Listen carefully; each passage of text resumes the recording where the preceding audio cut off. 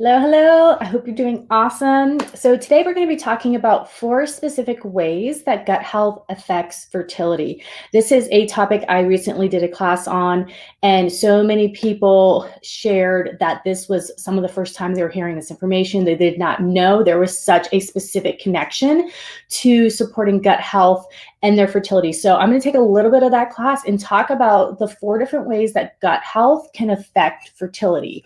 So thank you so much for joining me, those of you who are live. Excuse me.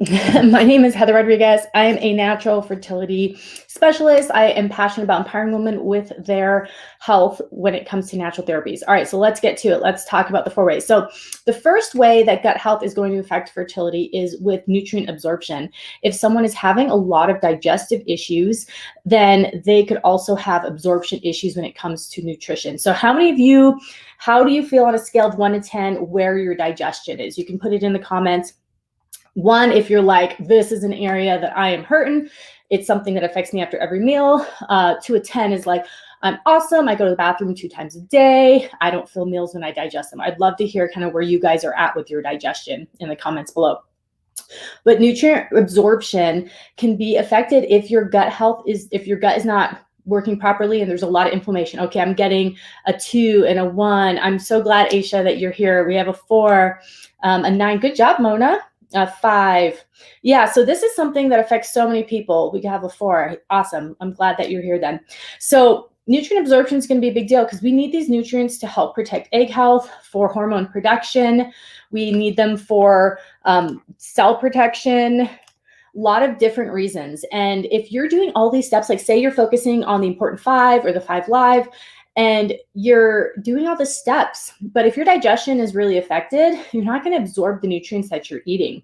A 7 and a 4, Tina says if she doesn't eat gluten and dairy, then she's an 8. Awesome. So yes, you're very in touch with kind of how your body's reacting to those things. Miss Lopez says she's a 5.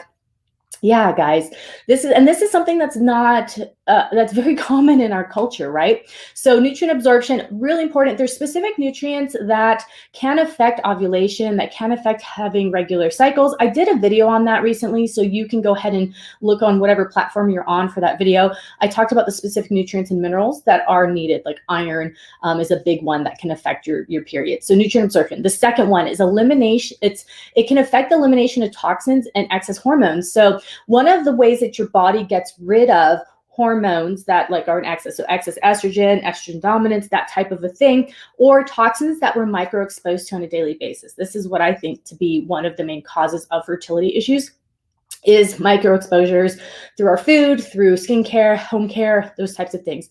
One of the main ways the body eliminates of these substances is through your digestive system, and you excrete them either through urine or pooping. So if you are having really poor digestion and you're not going to the bathroom regularly, sorry, we get real here fast. Whenever I'm talking with someone and doing a consultation with them, I'm like, I'm sorry, but we're gonna get really personal, and we start talking about digestion. Anyways, that's really important for that to be regular in order for your body to have its natural ability to get rid of those things. The body system for that is absolutely amazing. So if you have poor gut health, that's going to be impacted, and then we're not eliminating those things.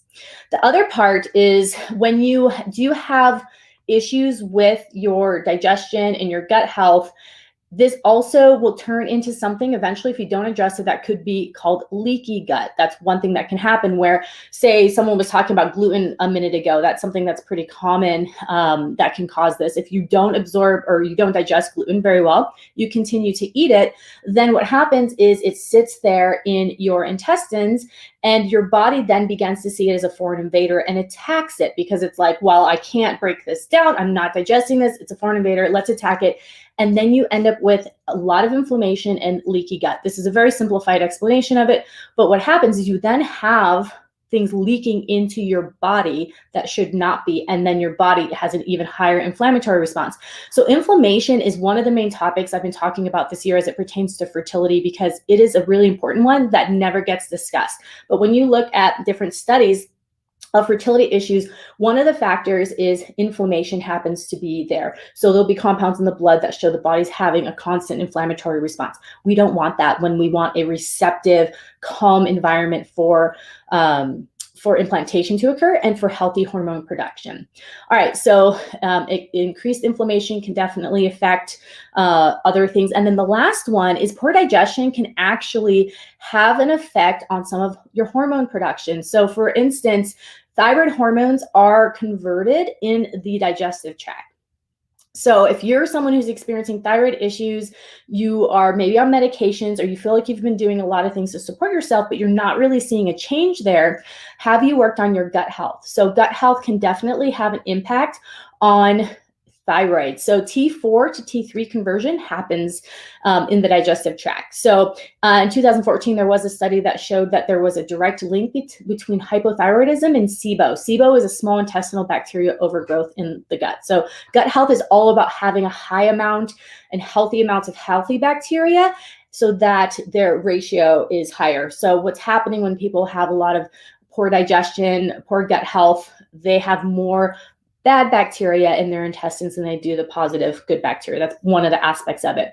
So what do you do now, right? You're like, okay, some of you guys are 1s, 4s, 5, that kind of a thing. So there's a checklist that I have. There's steps you can take, and I broke all of this down in the recent gut health class that I did.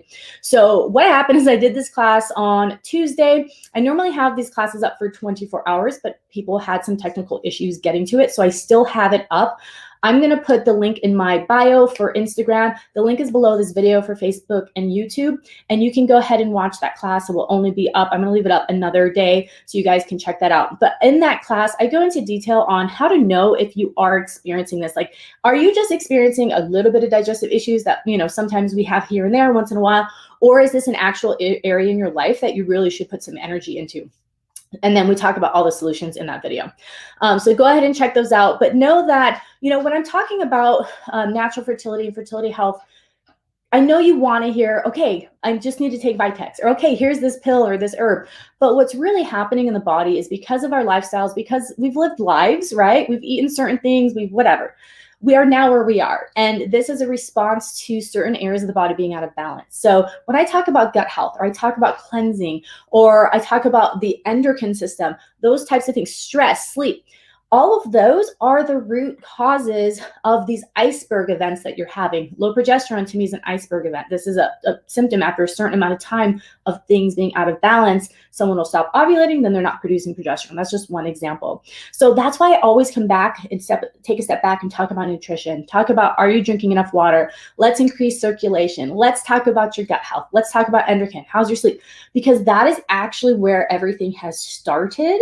And then this compound effect now has someone not ovulating, or really long cycles, or very short periods, so on.